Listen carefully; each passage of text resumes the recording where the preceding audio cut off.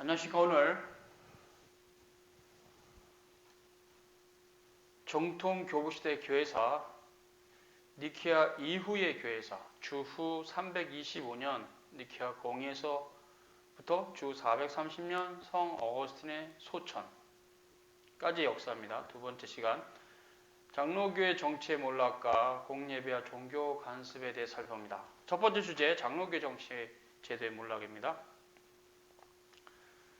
사도시대에 형성됐고 또 속사도시대에 잘 유지되었던 장로교회 정치 제도는 기독교가 공의되고 국교화된 이후에 점차로 몰락을 합니다. 그 원인은 여러 가지가 있지만 무엇보다 사도시대나 교부시대, 특별히 이제 니케아 이전의 교부시대는 기독교에 대한 핍박이 있었고 그 핍박을 이겨내는 과정에서 여러 싸움들이 있었고 또 그런 과정에서 교회가 순수성이나 또 하나로 뭉치는 힘이 더 강했습니다. 그러나 기독교가 공인되고 로마 제국으로부터 국교화된 이후에는 상황이 바뀝니다.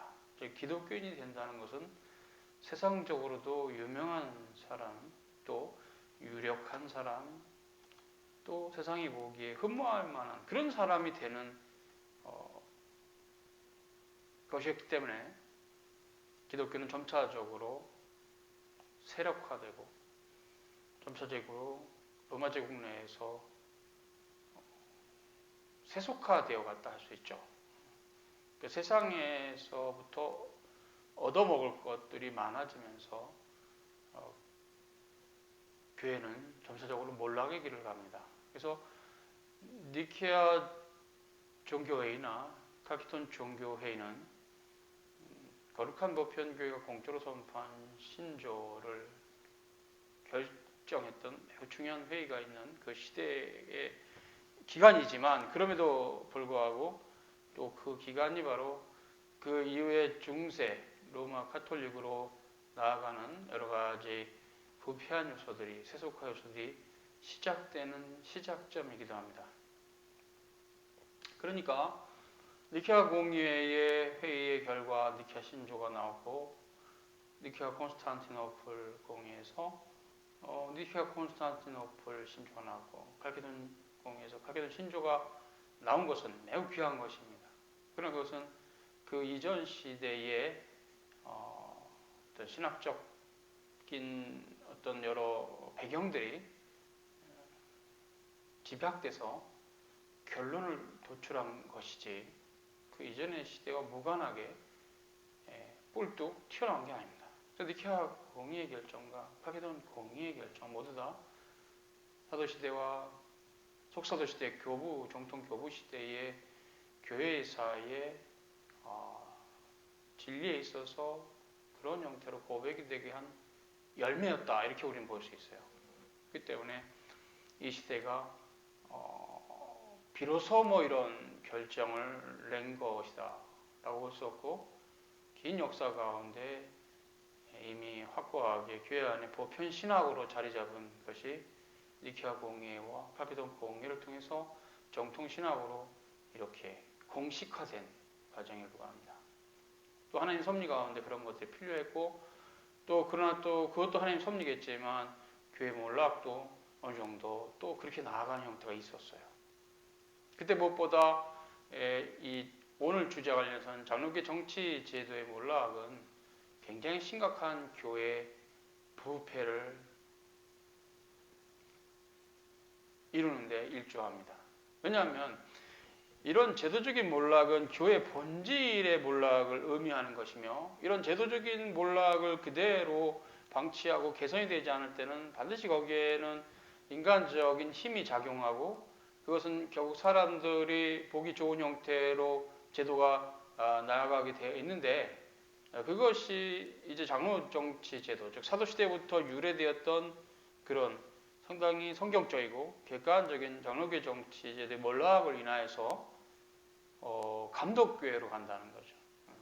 그런 형태는 장로제도가 갖고 있는 신적 기원에 대해서 무시하고 인간이 편한 형태로 가는 거죠. 그것은 이제 니케아 공회 이후에 기독교가 국교화됐기 때문에 더 가속화되는 면이 있었어요.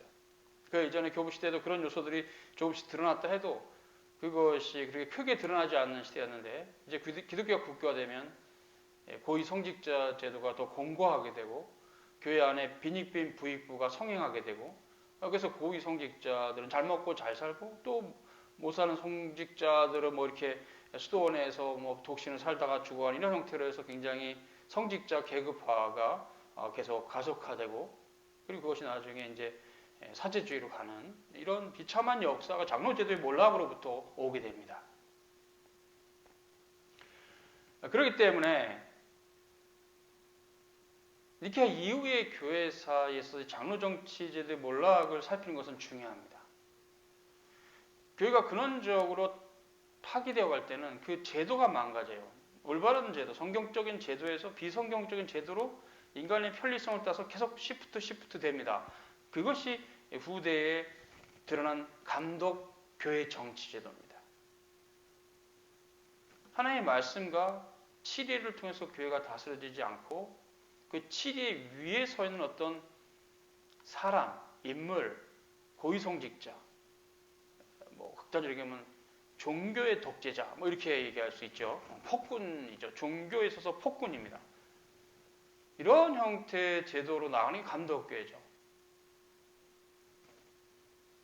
긴 역사 가운데 이 제도의 극악무도한 부패성을 봤던 종교개혁자들이 결국 장로교회로 가는 것이 다시 사도시대로 돌아가는 것이라는 것을 발견했다는 것은 놀라운 진리에 대한 재발견입니다. 그런데 장로제도의 몰락은 교회 몰락과 같이 갑니다. 장로제도가 몰락하면 교회는 반드시 몰락합니다. 이것이 또 다른 형태는 회중교회로 몰락하는 형태죠. 계속 이렇게 교회 보편성이나 통일성이 무너져가면서 한 집단이 이렇게 고립된 형태로 독립적으로 자신들만 의롭다. 교부 시대에서 도나투스파, 노바티아 다 비슷한 부류들이죠. 몬타누스도 그렇고 노스틱도 그렇고 그런 회중교회적인 형태로 또 발전할 수도 있는 잘못된 형태로 그런 것이 또 있어요. 비나긴 교회사 가운데 중세시대에는 감독교회 제도로 파괴되어 가면서 일부가 회중교회 형태로 나갔어요. 깊이 들분 게.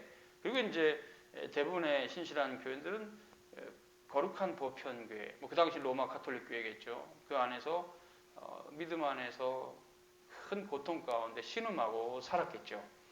뭐 이건 아닌데 그래도 뭐 다른 교회로 갈 수도 없고 그런 어떤 시대적인 배경이죠. 국가가 교회가 돼버린 시대니까. 그래서 국가를 떠날 수 없으면 교회를 떠날 수 없는 이런 형태 가운데 신음하고 살았던 역사가 긴 시간 로마 카톨릭의 역사입니다. 거기에 대해서 이제 또 다른 하나의 분파주의 활동이 있었죠. 그래서 이런 형태로 긴 세월이 갔을 때 결국 이 제도적인 몰락이 위험한 거다 이렇게 볼 수 있습니다. 어쨌든 오늘은 감독제도에 대한 몰락을 봅니다.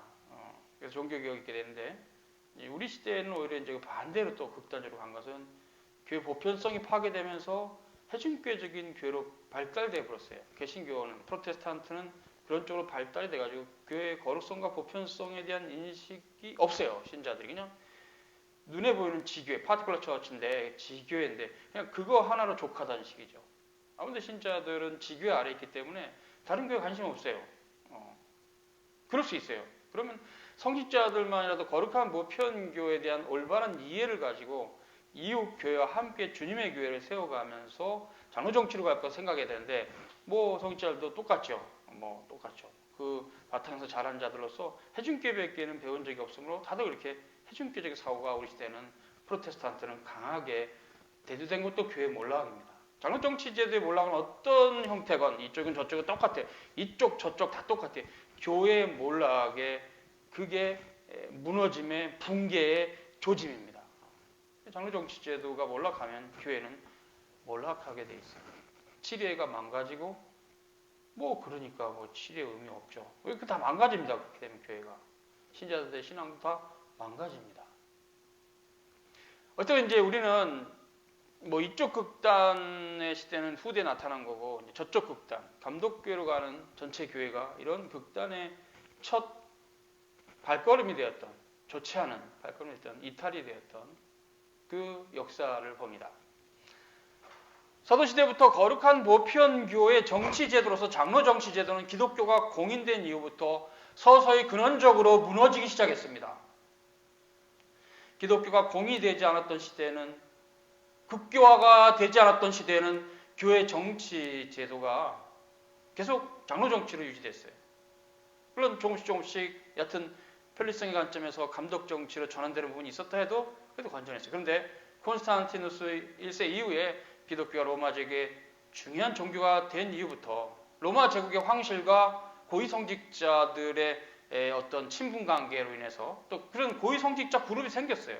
점점 교회는 몰락해 가기 시작했습니다. 기독교가 공인된 이후부터 로마 제국은 더 기독교 장려 정책을 시행했기 때문에 기독교가 이전 시대보다 더 이해관계에 민감하게 되었어요.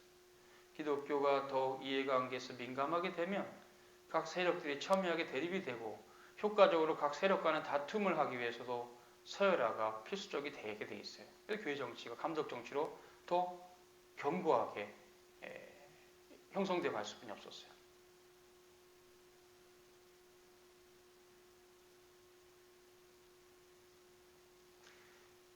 기독교 공인은 로마 제국 내 시민들에게 다른 종교보다는 기독교로 더 가고 싶은, 사회적으로 더욱 인정받게 되는 것을 인식하기 시작했고, 그래서 이 기독교인이 된다는 것이 하나의 사회적인 이익과 맞물려 있어서 이것이 큰 문제가 됐던 것입니다. 이것이 극단적으로 되면 성직자가 되겠다고 하는 사람 중에서도 이런 사회적인 이유 때문에 사회적으로 성공하기 위해서 성직자가 되는 그룹도 있었던 것이죠.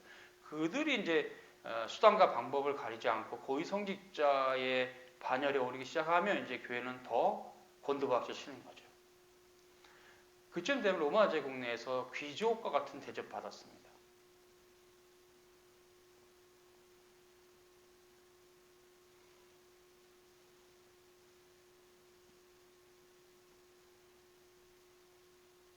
그러므로 서서히 거룩한 보편 교회는 장로회 안에 치리를 중심으로 하는 대화와 토론의 문화가 사라지고 세속적인 출세 방편으로 각 장로회 안에 대표 감독이 선출되고 그들이 대감독의 위치에 오르게 되면서 막강한 권력을 휘두르며 로마 제국의 종교 귀족의 자리에 오르게 됐습니다.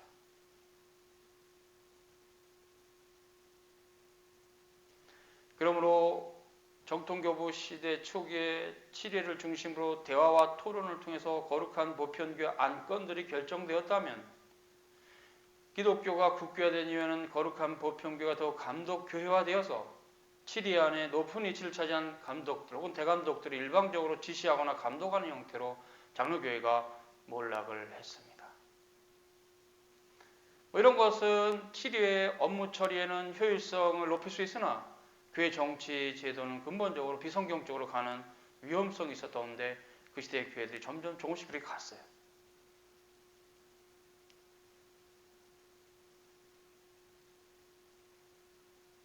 그래서 그것이 긴 세월에 종교개혁으로 나타나는 것입니다. 종교개혁이 그것의 위험성을 알고 말씀으로 척결한 거죠. 그 제도의 위험함을. 장로 정치를 어느 정도 유지하던 속사도 시대 교회가 공인된 이후 이렇게 점점 세속화됐습니다.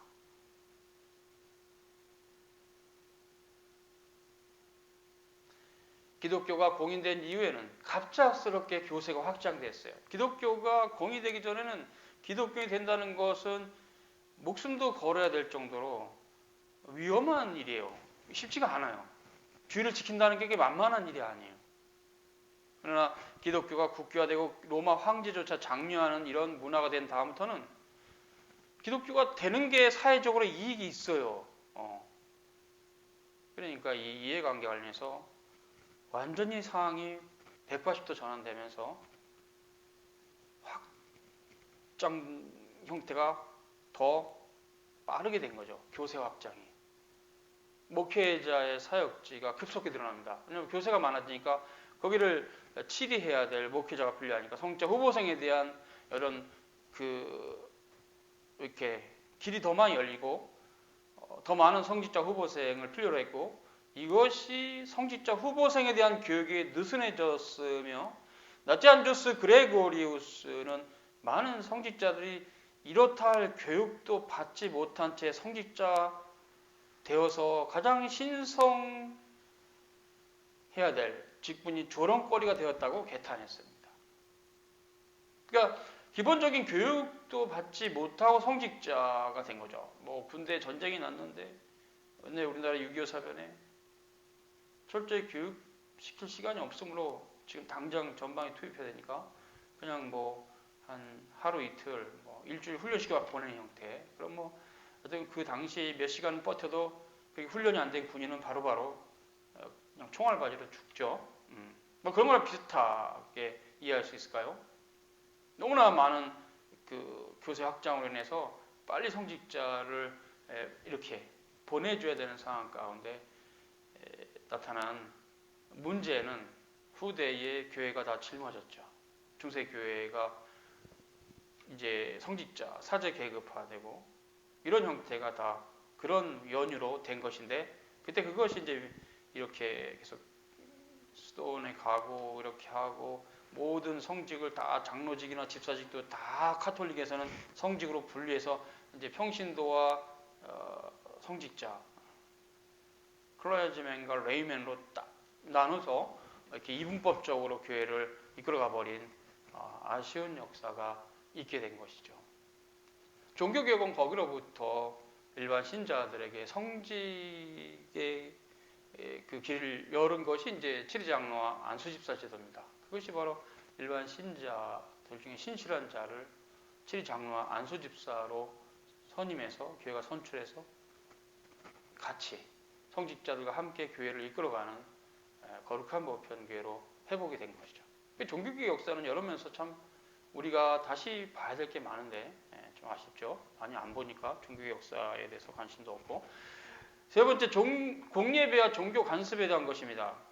세속 권력에 관한 기독교의 법적, 사회적 지위 변화는 기독교 예배에 지대한 영향력을 행사했고, 이전에는 기독교 예배가 고백자 중심으로 해서 소박하고 검소하며 경건하게 비교적 더 적은 수의 신도들이 모여서 예배를 드렸다면, 니케아 시대 이후에 기독교는 더 화려해지고 세련되고 의식 중심의 교회가 됩니다. 기독교가 공인되기 이전에 거룩한 보편 교회 안에는 가난한 자들이 대다수였습니다. 그러나 기독교가 그렇게 되지 않고 나서는, 그러니까 국교화가 되고 나서는 더 다르죠. 그래서 개인 저택이나 광야나 빈들이나 카타콤 같은 경우는 전형적으로 로마 제국이 핍박했기 때문에 보이는 곳에서 예배를 드릴 수 없어서 숨어서 예배를 드리다 보니까 동굴에서 예배를 드린 게 카타콤 예배죠. 그런데 니케아 시대 이후에는 거룩한 보편 교회가 이교도의 전통에서 교육받은 상류층 자제들을 받아들이게 됐어요. 뭐 그 자체가 당연히 나쁜 건 아니죠. 왜냐하면 다 이교의 전통에서 교육받았죠. 사도시대의 이방인도, 또 교부시대의 이방인도. 근데 문제는 시대가 다른 거죠. 교부시대도 교부들의 어떤 그런 수준들이 아주 떨어지지가 오히려 않았는데, 굉장히 훌륭한 교부들이 많았는데, 그렇기 때문에 그런 형태는 아니고, 뭐 이교의 전통에서 교육받은 상류 자제들이 오는 게 나쁘다는 말이 아니라, 이것이 결국 로마 황실과의 이해관계로 묶어지면서 성직자 위계제도가 더 발전하게 되는 사제주의적인 교회가 되는 원인이 됐다는 것이죠. 그리고 이제 예배가 이제 국가교회니, 이게 로마 제국의 그 국가교회니, 국교회니, 이게 뭐 만만치 않죠. 당연히 의식 중심으로 화려한 장식을 할 수 있는 뭐 재정도 풍성하게 되고 이렇게 됐겠죠. 그래서 오히려 본질적인 부분은 점점점 몰락의 길을 가고 있었는데, 외형적으로는 굉장히 발달합니다. 사제직, 희생재단, 그 다음에 이교의 종교의식들이 또 들어와요. 왜냐면 이게 로마 제국과 대립관계에 있을 때는 핍박이 있으니까 좀 더 성경적으로 소박하게 예배를 드리고 그랬는데 이것이 확 풀리면서 또 경제적인 면도 재정적인 면도 더 많이 이렇게 풍성하게 되고 여러 면에서 이렇게 인프라가 급속도로 발달하면서 이게 또 그 인프라를 받아들인 그쪽 세상의 어떤 의식들이 미신들이 자연스럽게 들어가게 돼요. 그래서 이런 형태가 후대 이제 로마 카톨릭에서 점차로 받아들여서 이렇게 교회력 알죠? 교회력이 생긴 거죠. 사순절, 오순절, 크리스마스, 성탄절, 부활절, 다양한 절기, 아주 굉장히 많은 절기들을 이렇게 제도로 마련한 것은 이 시대부터입니다. 이 시대 전까지는 없었어요. 크리스마스도 없었고 부활절도 없었어요. 이 시대부터 조금씩 후대 로마 카톨릭이 될 만한 토대들이 마련됩니다. 기독교가 공인된 것이 좋은 면이 있으나 또 나쁜 면은 이런 부분입니다. 교회가 세상과 좀 더 쉽게 섞여버리는 형태가 돼버렸어요. 그래서 이제 세상의 축제일을 교회와 조인을 시켜서 태양신 숭배날을 크리스마스로, 이스터데이라 해서 이 교회 여신의 숭배일을 부활절로 이렇게 연결해서 기독교적으로 바꾼 거죠. 그 절기들을. 우리나라도 만약에 추석을 추수감사절로 이렇게 바꿔버린다면 국가가 예를 들면 그런 거죠. 이렇게 해서 세속의 절기를 즐기게 하되 기독교적으로 즐겨라 해가지고 미신적인 관습들이 계속 교회 안으로 유입이 되어버립니다. 기독교의 예배가 좀 사색하고 지성, 뭔가 이렇게 결단하고 의지보다 눈과 귀를 즐겁게 해주는 정서의 비중을 두는 예배가 됩니다. 의식 중심의 예배는 그렇게 됐을 뿐이 없어요. 왜냐하면 현란한 그 악기나 음악으로 이렇게 있으면 가만히 있으면 정서적으로 좋잖아요. 아, 좋다, 음악 좋다 이렇게 되죠. 기독교 예배는 더욱 연극적이 되고 콘서트, 대다수의 사람의 마음을 사로잡는 화려한 의식으로 진행이 되었습니다. 니케아 시대에 이러한 미사 중심적이고 신비적이며 의식 중심의 상식적 예배가 모두 드러났습니다. 외양과 격식의 과도한 집착. 그래서 그런 형태는 신령과 진정으로 드려져야 되는 기독교 예배가 화려한 의식으로 치러지는 공연이 되었다는 것이죠. 참 서글픈 교우시대의 역사입니다. 니케아 이후에 니케아 시대 정통교부 크리스토스톰은 안디옥과 콘스탄티노플 기독교인들이 예배 중에 박수갈채를 보내는 공연적인 간섭에 대해서 심히 개탄했다고 합니다. 주 4세기부터 로마 제국 전역에 퍼져내린 크리스마스에는 구주의 탄생을 기리는 거룩한 예배에 나란히 이교의 태양신 사투른을 기념하는 방탕하고 들뜬 분위기가 결합되어 있어요. 그래서 크리스마스의 그 지키는 역사를 보면 지금은 여러 가지 분위기가 조금 많이 가라앉았지만 한 3, 40년, 4, 5년, 10년 전에 보면 크리스마스는 그리스도인들에게는 주님의 탄생을 기념하는 날이긴 하지만 세상에는 엄청나게 방탕하고 들뜬 분위기가 있었죠.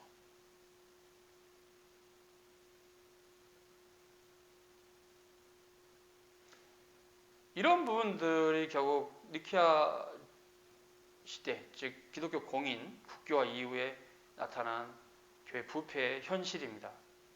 콘스탄티누스 대제가 도입한 일요일의 쉬는 제도도 그리스도의 부활을 기념하는 좋은 의미도 있지만 썬데이라는 말, 태양신 아폴로를 숭배하는 의미도 뒤섞여 있었어요. 그래서 그날의 기독교인들은 거룩한 보편교회에 속하여 하나님께 예배를 드리지만 반드시 그렇게 돼야 되죠. 사도시대부터 전통이니까 맞습니다. 그런데 그것이 이제 국교화가 되면서 기독교가 이방인들이 주말에 쾌락을 추구하는 오락과 방탕에 노출되는 것도 연결되어 버렸어요. 이와 같이 콘스탄티누스 대제가 도입한 일요일 휴무 제도는 그리스도인들에게는 그리스도의 부활을 기념하는 감사 예배를 드리는 새 언약의 안식일로 지키는 의미가 있으나 이방인들에게는 태양신을 숭배하는 방탕과 쾌락을 추구하는 날이 되기도 했습니다. 주말에 다 재밌게 놀죠. 하나님 앞에 안 오죠. 주 4세기 이후에는 기독교의 연례 종교적 축제에서 절기들이 도입됩니다. 이러한 교회력은 후대 로마 카톨릭에서 정돈되어 지금까지 전해 내려오고 있습니다. 이게 하루아침에 정돈되지 않습니다. 조금씩 세월이 가면서 이런 법들이 후대 첨가되면서 지금의 교회력이 완성된 겁니다. 원래 목적은 예수 그리스도의 인격과 사역의 중심을 두고 그분의 영광을 높이려는 목적으로 도입되었습니다. 그러나 교회력은 세월이 갈수록 더 균형을 잃고 괴상한 방향으로 나아갑니다. 교회력이 비대해지면서 신앙이 미신과 나태함에 증가합니다. 왜 그렇습니까? 굳이 내가 주의를 지킬 필요가 뭐 있어? 성탄절하고 부활절만 가면 한 해 2번은 가잖아. 장로교회법에 한 해 2번 가면 여전히 신자로 남아 있습니다. 교족부에서 그분을 제거할 수가 없어요. 까닭 없이 6개월을 빠져야 되는데 1년에 2번은 교회 나오니까. 우리가 이것을 시즌즈 크리스찬, 계절 크리스찬이라고 하죠. 굉장히 잘못된 교인이라고 얘기는 하죠. 부활절과 성탄절만 지키는 신자들. 근데 그것이 이미 이 시대도 있었어요. 미신과 나태함이 증가했고 새 언약의 안식일로서 주일의 개념이 더욱 뒷전으로 물러났습니다. 그리고 이러한 축일들을 통해서 그리스도의 공로보다 기독교 성인들에 대한 칭찬도 늘어났다 그래요. 그때 이제 보면 역사 가운데 순교를 했던 성인들도 많이 있을 것이고 의도적으로 뭔가 막 금욕주의적인 삶을 통해서 명성을 얻은 자도 있었어요. 이후 시대에는 그런 자신의 종교적인 행위가 국가적으로도 명성을 떨치는 세인트라는 칭호를 얻기 때문에 이제 이 시대 이후에는 핍박이 사라지니까 그런 어떤 종교적인 명성을 얻기 위해서 이렇게 산에 깊게 들어가서 혼자 사는 그런 걸 통해서 이제 어디 가면 그 설산에 주교님이 계시다 이런 식으로 다른 사람한테 타의 추정을 불이하게 사는 거죠. 너희들 날 따라올 수 없어. 따라오지 마. 이런 사람이야. 이런 식이 공로주의로 가는 원인이 되죠, 신앙이.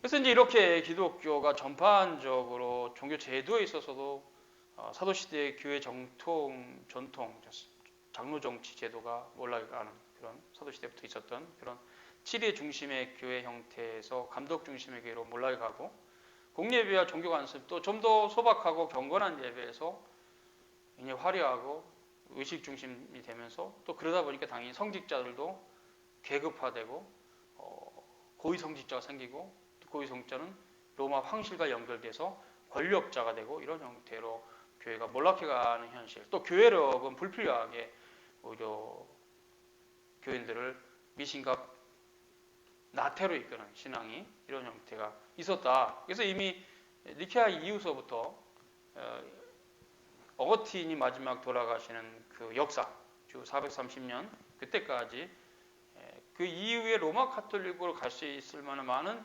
토대가 깔려버렸다. 이것이 교회사를 살펴본 결론입니다. 주 430년 그 어간은 대한민족의 이동이 있었던 시기인데 그때부터는 이제 더더욱 교회가 그렇게 갈 수 있는 로마 카톨릭 갈 수 있는 요소가 많았죠. 그때는 이제 그 시대의 상황에서 또 그때 시간에 또 자세히 다루겠습니다. 오늘은 여기까지 수고하셨습니다.